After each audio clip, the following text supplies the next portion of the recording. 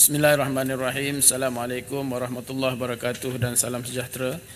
Terima kasih Datuk Speaker kerana memberi peluang kepada Kuantan untuk mengambil bahagian dalam perbahasan titah diraja pada kali ini.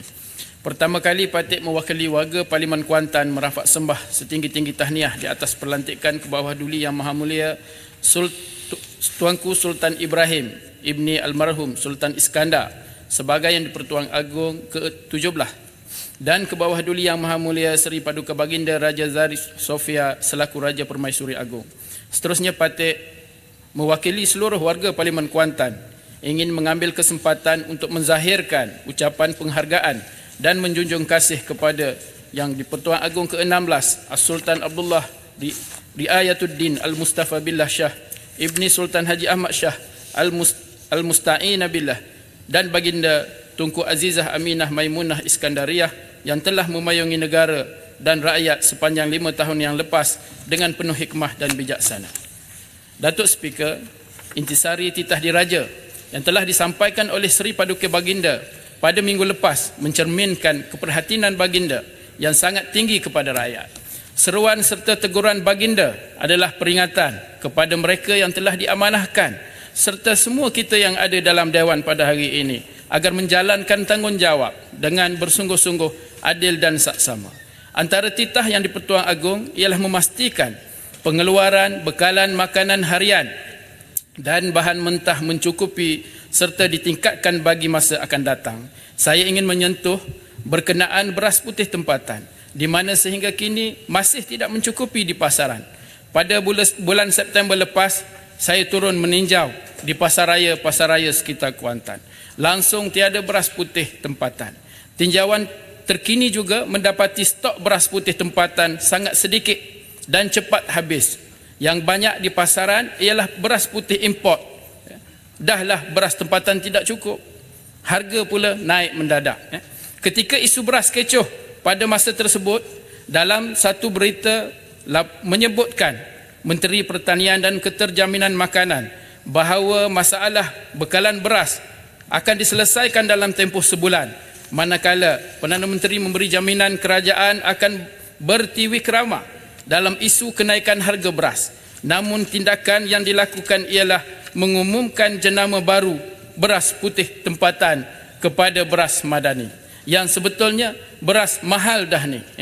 Sebelum ini harga siling beras putih RM26 untuk 10 kilo. Beras madani harga naik kepada 30. Jadi beras ni betul lah sudah mahal. Pengumuman ini bukan pula diumumkan oleh menteri, tapi orang yang beri sokongan kepada PMX, orang baru yang beri sokongan kepada PMX yang umum. Saya pun hairan kenapa berlaku sedemikian. Ini bukannya bertiwikrama, tetapi lebih kepada drama. Bukan sahaja harga beras yang semakin mahal, tetapi macam-macam harga barang naik.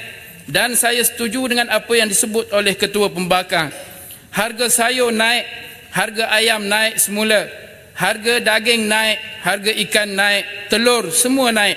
Tetapi masih ada yang menafikan kenaikan ini. Saya harap menteri dan ahli parlimen semua pergilah beli sendiri barang-barang keperluan ini di pasar-pasar. Persoalannya, bilakah isu keperluan asas rakyat seperti beras putih tempatan ini akan diselesaikan? Sesi lepas ramai ahli Dewan termasuk di kalangan blok pembakang dan blok kerajaan bertanya, adakah kartel yang menguasai pasaran? Sesi ini kita mahu jawapan yang menyeluruh berkaitan isu beras yang tidak selesai ini. Kita semua maklum pada hujung tahun lepas didedahkan kartel pengeluar makanan ayam. Saya menggesa kerajaan untuk mengambil tindakan menyiasat agar tiada kartel dalam pengeluaran makanan asasi rakyat termasuk beras, ayam, telur, tepung dan juga lain-lain. Datuk Speaker, anggota Perkhidmatan Awam adalah nadi penggerak polisi kerajaan serta merupakan agensi yang melaksanakan sistem penyampaian perkhidmatan kepada masyarakat. Oleh yang demikian, kita mestilah mengiktiraf dan menghargai peranan mereka jalankan bagi menjayakan agenda pembangunan negara. Anggota beruniform dan petugas keselamatan di kalangan anggota polis, tentera, bomber dan penyelamat serta Angkatan Pertahanan Awam menjadi benteng dalam menjaga keamanan dan kesejahteraan negara. Kaki tangan kesihatan menjadi benteng dikala kita diuji dengan pelbagai watak. Warga pendidik, guru-guru dan pensyarah sentiasa tekun membimbing anak-anak bangsa untuk melahirkan generasi pelapis kepimpinan negara. Pelbagai agensi dan jabatan bergerak melaksanakan hasrat dan cita-cita negara. Namun, kerajaan mengalami masalah.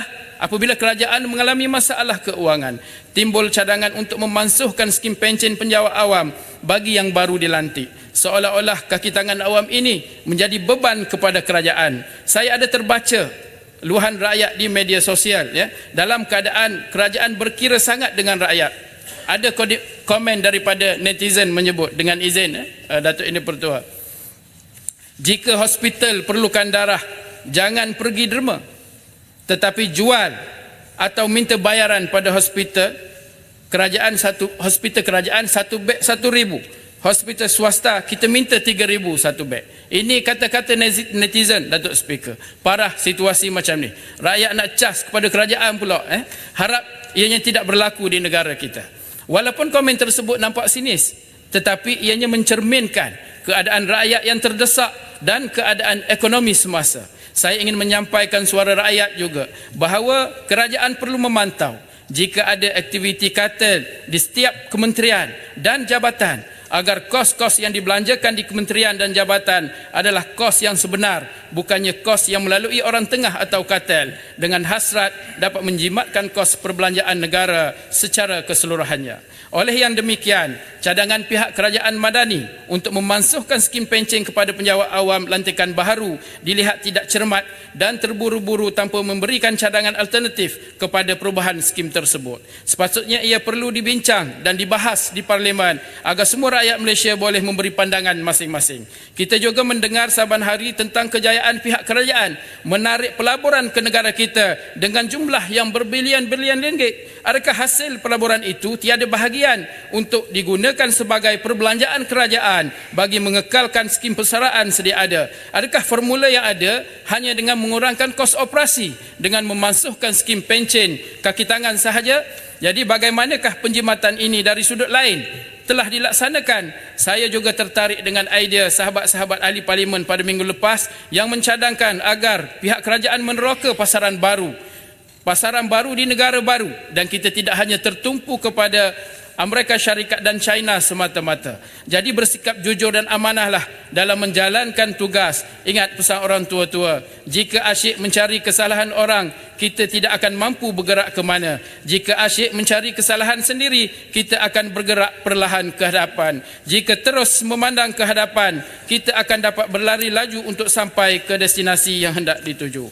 Datuk Speaker, sehari dua ni ramai yang bercakap pasal bak kutih yang telah diiktiraf sebagai makanan warisan negara. Saya juga dengar macam-macam reaksi daripada masyarakat berkaitan perkara ini di luar dan juga di dalam Dewan ini. Jadi di luar sana, saya ingin menyatakan bahawa terlalu banyak pilihan makanan yang boleh digazetkan sebagai makanan warisan. Contohnya kami di Pantai Timur, termasuk Kuantan, ada sata, ada otak-otak, ikan bakar, nasi dagang, nasi kerabu, pulut kuning dan laksam. Semua yang saya sebutkan tadi, semuanya boleh dimakan oleh rakyat Malaysia. Saya ingin mencadangkan kepada kementerian agar lebih fokus dengan mengambil peluang terhadap kesan kejatuhan nilai ringgit seperti mempromosikan tempat-tempat yang menarik di Malaysia kepada luar negara agar lebih agresif, agar pendapatan negara dapat dijana. Bak kata pepatah, tingkatkan prestasi, kurangkan kontroversi. Datuk Speaker, konflik Palestin Israel masih lagi belum reda. Sejak perang tercetus pada 7 Oktober tahun lepas, dilaporkan lebih daripada 20,000 rakyat Palestin terkorban dan lebih 60,000 tercedera, di mana majoriti adalah di kalangan wanita dan kanak-kanak warga emas. Saya melihat di media sosial di mana seorang kanak-kanak yang begitu comel dan gebu tetapi menjadi kurus dan cengkung akibat ketiadaan makanan. Saya melihat anak-anak ibu bapanya sudah tiada, dan kita melihat tahanan tentera Palestin melepaskan tahanan-tahanan dengan sempurna, tidak cacat berbanding. tahanan warga Palestin yang dibebaskan oleh tentera Israel. Inilah indahnya Islam, Datuk Yang di-Pertua. Menjaga tahanan sebaik-baiknya dan berdosa menyeksa walaupun berbeza fahaman termasuk dalam situasi perang. Kita berhutang dengan mereka jika kita tidak berusaha semaksimal untuk membantu mereka. Pada bulan Ramadan yang semakin hampir, lebih kurang seminggu lagi, alangkah sedih dan pilu melihat mereka terus dibantai oleh rejim Israel, bahkan ketika mereka beratur untuk mendapatkan makanan. Apakah usaha pihak kerajaan dalam mengajak seluruh negara OIC dan wakil PBB agar gencatan senjata disegerakan sebelum menjelang Ramadan? Apakah usaha pihak kerajaan bagi menghantar bantuan, makanan dan ubatan kepada penduduk Palestin selain daripada jalan darat, sama ada laluan darat, laluan laut atau udara seperti cadangan kapal sebelum ini dengan kerjasama negara lain? Dan adakah kerajaan Malaysia akan mengambil langkah seperti Afrika Selatan untuk mengheret Israel sebagai penjenayah perang ke Mahkamah Jenayah Antarabangsa? Kuantan ingin mencadangkan agar satu usul dibuat di parlimen ini, iaitu usul mengecam Israel susulan kezaliman terhadap rakyat Palestin. Jika usul ini dibawa oleh kami di Blok PN, harap diterima, dan jika usul itu dibawa oleh pihak kerajaan, saya percaya rakan-rakan di PN di sini bersedia untuk menyokong. Ini adalah bukti kebersamaan kita dalam isu Palestin tanpa mengira parti politik, serta menunjukkan kepada masyarakat dunia bahawa negara kita tidak bersetuju dengan kekejaman tersebut. Datuk Speaker, akhirnya saya ingin menyentuh beberapa perkara di kawasan saya, Parlimen Kuantan. Pada tahun lepas, saya telah bangkitkan keperluan lebih 1,000 penduduk perumahan Indrapura Jaya Kuantan kepada sebuah surau. Jadi Alhamdulillah, Majlis Bandaraya Kuantan telah meluluskan tapak surau. Oleh itu saya mohon agar Jabatan Perdana Menteri, bahagian hak ehwal agama dapat membantu menyalurkan peruntukan bagi pembinaan bangunan surau yang setelah mereka menyewa rumah kedai lebih daripada 2 tahun. Yang keduanya berkenaan dengan fasiliti dan keperluan nelayan di Kuantan. Soalan saya pada minggu lepas berkaitan bekalan ais blok yang tidak mencukupi di Kuantan telah berlarutan lebih daripada 10 tahun. Saya ada hantar soalan lisan dan telah mendapat jawapan daripada Kementerian Pertanian dan Keterjaminan Makanan. Namun jawapan ini amat mendukacitakan saya dan para nelayan laut dalam. Jawapannya seolah-olah tiada masalah yang berlaku, sedangkan ketika ini bekalan air batu perlu dibuat secara tempahan, dan apabila masuk bulan Julai hingga Oktober, pada bulan ini ikan banyak dan mereka terpaksa menunggu giliran 10 hari untuk mendapatkan giliran bekalan air batu blok untuk turun semula ke laut bagi menangkap ikan. Saya berharap Menteri turun sendiri, berjumpa dengan mereka, berjumpa dengan nelayan laut dalam agar masalah ini dapat diselesaikan. Masih berkaitan dengan nelayan, tetapi nelayan persisir pantai, mereka mengadu berkaitan nelayan asing dan mereka menggunakan pukat tunda. Keadaan ini menyebabkan habis semua bubu yang dipasang oleh nelayan tempatan, dikaut semuanya. Suka saya mencadangkan kepada pihak kerajaan agar memperbanyakkan membuat tukun di perairan kita agar aktiviti pukat tunda ini dapat dicegah.